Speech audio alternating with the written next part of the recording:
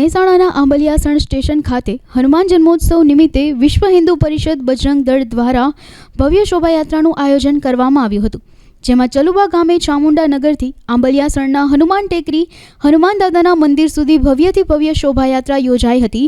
શોભાયાત્રા બાદ સર્વે દર્શનાર્થીઓ માટે ભોજન પ્રસાદ, ગરમી સામે રક્ષણ મેળવવા ઠંડી મસાલેદાર છાશનું પણ વિતરણ કરાયું હતું। આ શોભાયાત્રામાં બહોળી સંખ્યામાં શહેરવાસીઓ ઉપસ્થિત રહ્યા હતા।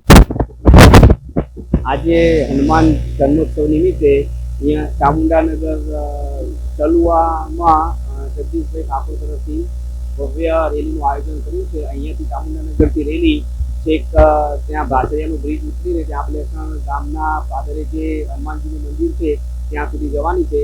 સર્વે વધુમાં વધુ લોકો જોડાયેલા છે અને સુંદર આયોજન થયેલું છે। સર્વ સ્પોન્સર જગદીશભાઈ ઠાકોર છે, અહીંયાથી નીકળશે થોડી વારમાં રેલી।